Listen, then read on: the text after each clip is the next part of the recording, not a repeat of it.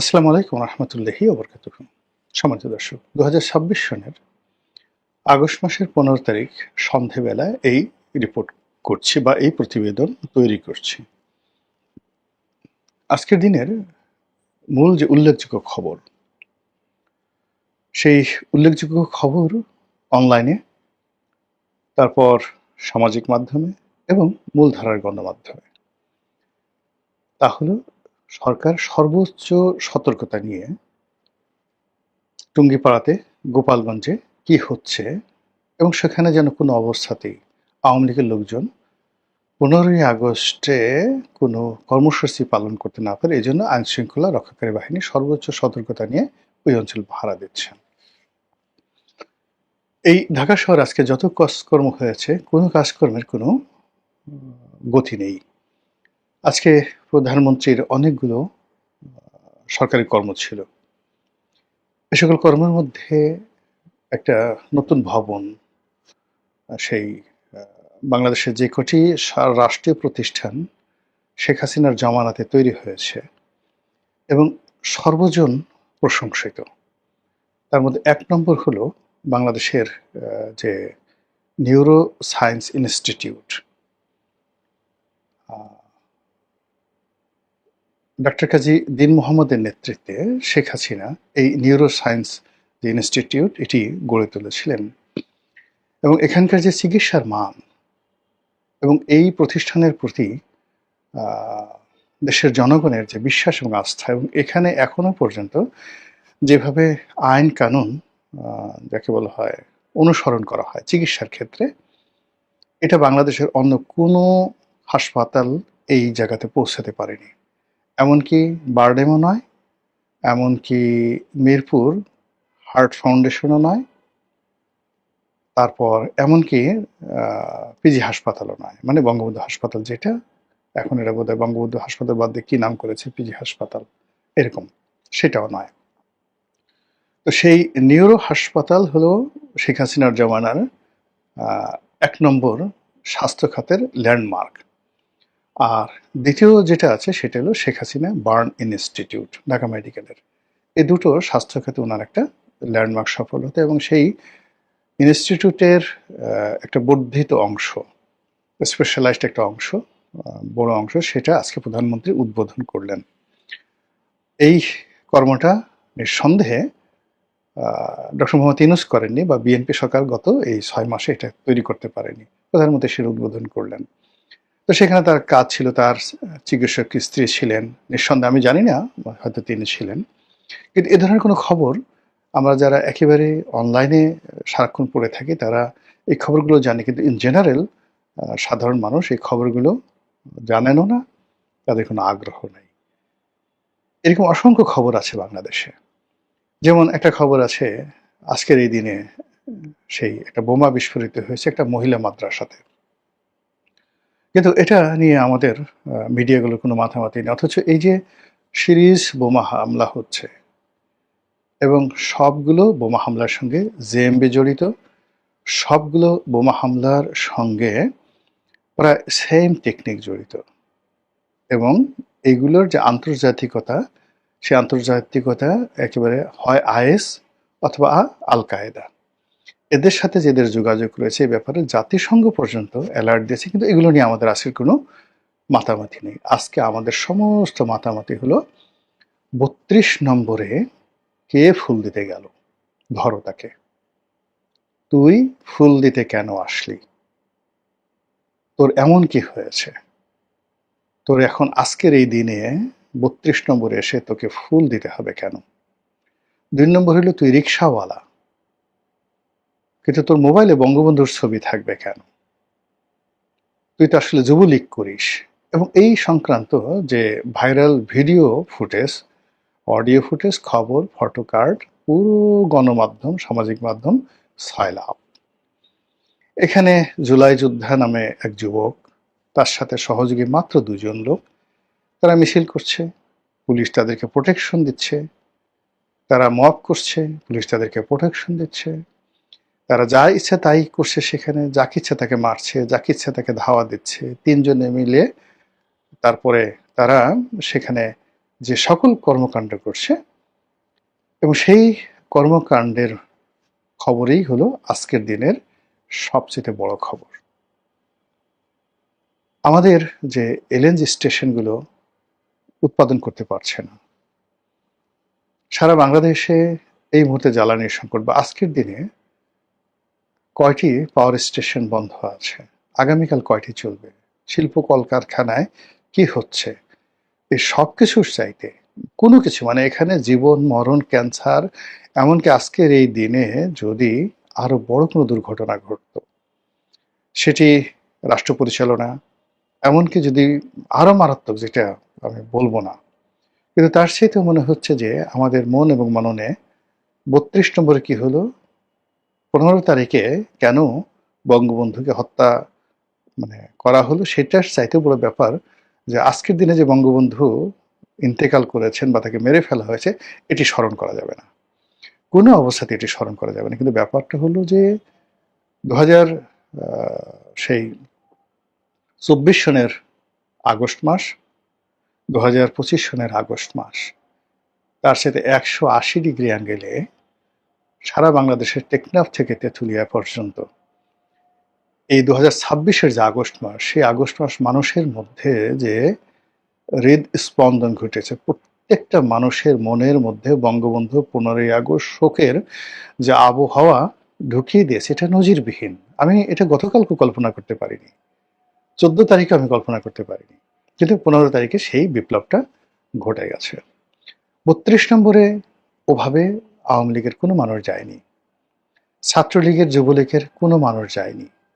কেন যায়নি সেটা তারা ভালো ভালো বলতে পারবে, এটা তাদের কৌশল হতে পারে। কিন্তু হাতে গোনা 2-1 জন অতি উৎসাহী সাধারণ মানুষ, কেউ একটু বাদাম দিতে গেছে, কেউ একটু সিঙ্গারা খাওয়াতে গেছে, সাধারণ মানুষ দেখলেই বোঝা যায়, কেউ একটা রিক্সাওয়ালা ফুল দিতে গেছে, এবং সেটাই এখন জাতীয় খবরে পরিণত হয়েছে। এবং সেই ফুল দেওয়া বন্ধ করার জন্য, সিঙ্গারা খাওয়ার বন্ধ করার জন্য পুলিশের বড় বড় কর্তারা অনেকগুলো সেই বল্টু, মানে এটাকে বল্টু আমরা কি বলি, কাঁধের উপর তাদের যে স্টারগুলো রয়েছে, পদবিগুলো রয়েছে, সেই পদবী সম্বলিত অনেকগুলো বড় বড় কর্মকর্তারা সেখানে বহু সংখ্যক পুলিশদেরকে নিয়ে, আর ওই 3-4 জন মবিস্ট তাদেরকে নিয়ে, জুলাই যোদ্ধাদেরকে নিয়ে, কিছু টোকাই আছেন তাদেরকে নিয়ে সেখানে একটা বিরাট সেই ব্যারিকেড তৈরি করে রেখেছে, কেউ আসতে পারবে না।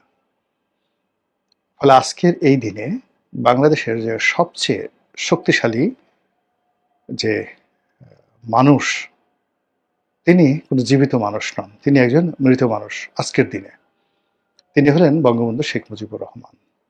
আজকের এই দিনে যদি কোনো অস্তিত্ব থাকে কারো, আজকের এই দিনে যদি সবচেয়ে বড় কোনো পদার্থ থাকে, সেটি এই বাংলাদেশের হিমালয় নয়,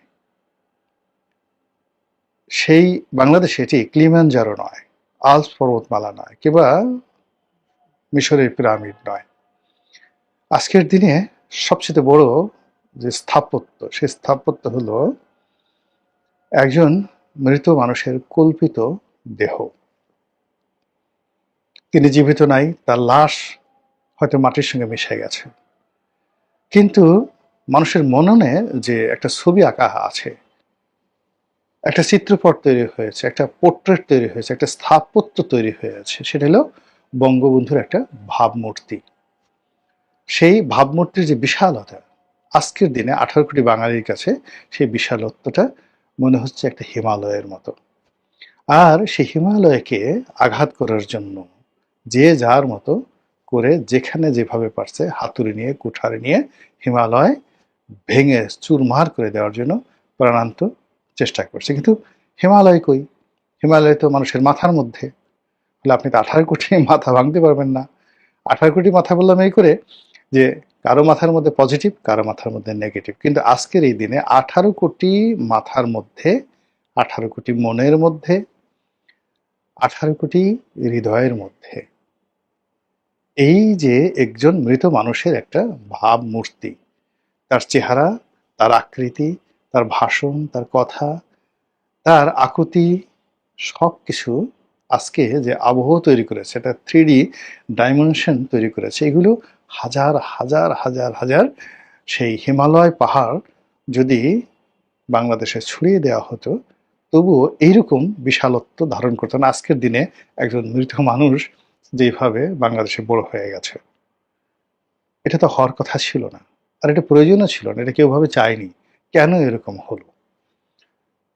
এটি যারা বঙ্গবন্ধু বিরোধী যারা লোকজন রয়েছেন, তারা যদি এই বিষয়গুলো নিয়ে চিন্তা করেন, তাহলে মানে আগামী দিনগুলোতে এই বঙ্গবন্ধুর যে ভাবমূর্তি এতটা বড় হবে না, যেটা এতই বছর হয়েছে। সেকেন্ডলি হলো বঙ্গবন্ধুর যে ৩২ নম্বর বাড়িটি, সেই বাড়িটি ভেঙে চুরমার হয়ে গেছে, এবং কি আছে আমি জানিও না, আমি কখনো ওখানে যাইও নাই। তাও মানে এই আগে গেছি যখন ওখানে শেখ হাসিনা বসবাস করতেন। আর পরবর্তীতে যখন ওটা জাদুঘর হলো, তখন সপরিবারে একবার গিয়ে সেই জাদুঘরটা দেখে আসছি। এই মানে যখন রাজনৈতিক কর্মী ছিলাম, ওই বাড়িতে বঙ্গবন্ধু কন্যা থাকতেন, তখন বহুবার গেছি। ওই বাড়িতে খেয়েছি, তারপরে আড্ডা মেরেছি, ওই বাড়ির সামনে কত সময় কাটিয়েছি। আর জাদুঘর হওয়ার পরে একবার গিয়েছি, আর যাইনি। আর এই যে ভাঙাচোরা হলো, এরপরে আর ওখানে আমি যাইনি কখনো। ছবিতে দেখেছি, তাতে বোঝা যায় যে এর বেশিরভাগ অংশ ভেঙে ফেলা হয়েছে, খুব অল্প কিছু জায়গা আছে, কিছু ইট-ঠিট আছে, আর ওটা একটা পরিত্যক্ত ভবন। এখন এই পরিত্যক্ত ভবন, এটা সরকারের জন্য একটা বিরাট যন্ত্রণার বিষয় হয়েছে। এটার একটা অবস্থা, এটা যেন একটা তাজমহল হয়ে গেছে, এটা বাঙালির তাজমহল হয়ে গেছে। এটি যেন একটা তীর্থভূমি হয়ে গেছে, গয়া হয়ে গেছে, কাশী হয়ে গেছে, বৃন্দাবন হয়ে গেছে। এটা যেন এটাই ত্রিবেণী সঙ্গম হয়ে গেছে। অর্থাৎ গঙ্গা, যমুনা, সরস্বতী, এই তিনটি নদী যেখানে একত্র হয়েছে, সেই নদীকে যে একত্র করার যে জায়গা, এটিকে বলা হয় ত্রিবেণী সঙ্গম। হাজার হাজার মানুষ সেখানে ছুটে যায়, কেন ওখানকার পানি নাকি পবিত্র, ওই পানি খেলে অমরত্ব লাভ করা যায়, রোগ বালাই দূর হয়, কল্যাণ হয়, পাপ মুক্তি হয়। এই যে ত্রিবেণী সঙ্গম, সেই ত্রিবেণী সঙ্গম মানে এখন ওই ৩২ নম্বরে গিয়ে দেখা যাচ্ছে যে আমাদের রাজনীতির একটা ত্রিবেণী সঙ্গমে পরিণত হয়েছে। এরপরে তাজমহল গেল, ত্রিবেণীর সঙ্গম গেল। ওটা অনেকের জন্য জম ঘরে পরিণত হয়েছে। ওটাকে দেখলেই অনেকের ভয় লাগে, ওটাকে দেখলে অনেকের আতঙ্ক তৈরি হয়, ওটাকে দেখলে স্মরণ করলে অনেকের ঘুম হারাম হয়ে যায়, মনে হয় ওখানে রাক্ষস আছে, খোক্ষস আছে, ওখান থেকে অশরীরী আত্মাগুলো যে কোনো সময় বের হয়ে এসে আমার গলা টেপে ধরবে। ওখানে আরো অনেক কিছু আছে, ভূত প্রেত চামচিকা অনেক কিছু আছে। মানে ওটা একটা শ্মশান, ওটা একটা মহাশ্মশান, ওটা একটা কবরস্থান, ওটা একটা অভিশপ্ত ভূমি। ওখান থেকে আমার কাছে অনেক কিছু হতে পারে, এইরকম অনেকের কাছে ওটা মানে তাজমহল, কারো কাছে ত্রিবেণী সঙ্গম, আর কারো কাছে ওরকম একটা ভয়ালো একটা অবস্থা হয়ে গেছে। অনেকের কাছে ওটা একটা বারমুদা ট্রায়াঙ্গেল হয়ে গেছে। পৃথিবীতে যেটিকে বলা হয় এমন একটা জায়গা যেখানে গেলে মানুষ হারিয়ে যায়, যেখানে গেলে মানুষ পাগল হয়ে যায়, যেখানে মানুষ মানে পৃথিবীর হেলিকপ্টার যাক, প্লেন যাক, জাহাজ যাক, সবকিছু সাগরে ওটা গিলে ফেলে। আটলান্টিক মহাসাগরে যে বারমুদা ট্রায়াঙ্গেল রয়েছে, ওটা এখন একটা বারমুদা ট্রায়াঙ্গেলে পরিণত হয়ে গেছে। অথবা এটাকে আপনি একটা ব্ল্যাক হোল ধরতে পারেন, মহাকাশের। জমিনে যদি ধরেন এটা বারমুদা ট্রায়াঙ্গেল, আর আকাশে হলো ব্ল্যাক হোল, যা পায় ঘ্যাট করে গিরে খেয়ে ফেলে। তদ্রুপ এখন এই যে ৩২ নম্বর একটি ভাঙা বাড়ি, এই ভাঙা বাড়ি এখন মানুষের সমস্ত আকর্ষণের কেন্দ্রবিন্দু হয়ে গেছে। আপনারা দেখেন শেখ হাসিনা যে বাড়িতে বসবাস করতেন, গণভবন, সেখানে জুলাই জাদুঘর করা হয়েছে। মানুষ পাগলের মতো সেখানে যাচ্ছে। আপনার কি মনে হয়, জুলাইকে সমর্থন করে বা ওখানে যে কটা মূর্তি মোস্তফা সরোয়ার ফারুকী বানিয়েছে, সেই মূর্তিগুলো দেখানোর জন্য? ওখানে একজন রিক্সাওয়ালা দাঁড়িয়ে সেলুট দিছে, আর একটা কাঠের মূর্তি তৈরি করছে, ওইগুলো দেখার জন্য লোকজন যাচ্ছে না। ওখানে মানুষ যাচ্ছে, ওই বাড়িতে শেখ হাসিনা ১৭ বছর থেকেছেন, ওটা একটা রাজবাড়ি, ওটা একটা বাংলাদেশের রাজপ্রাসাদ। সেই রাজপ্রাসাদে যেমন আমরা এখন দিল্লি ফোর্টে যাই, যেভাবে আমরা এখন ধরুন আগ্রা দুর্গে যাই, দিল্লির লালকেল্লাতে যাই, ওই যে সুলতান সুলেমানের টপ কাফে প্রাসাদে যাই, উইন্ডসর ক্যাসেলে যাই, এলিসি প্রাসাদে যাই, ওইরকম এখন গণভবন একটা তীর্থ কেন্দ্রে পরিণত হয়ে গেছে।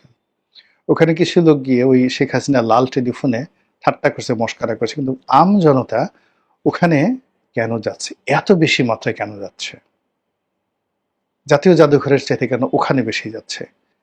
এটা এত সহজ হিসাব নয়, এটা এত সহজ সমীকরণ নয়। যেভাবে ভাবছেন সেভাবে নয়। এর পেছনে অনেক মনস্তাত্ত্বিক বিষয় রয়েছে, অনেক দার্শনিক বিষয় রয়েছে, অনেক সমীকরণ রয়েছে, অনেক যোগ বিয়োগ রয়েছে এবং অনেক যোগফল রয়েছে। মহান আল্লাহ আমাদের সবাইকে হেদায়েত দান করুন এবং হেফাজত করুন। আসসালামু আলাইকুম ওয়া রাহমাতুল্লাহি ওয়া বারাকাতুহু।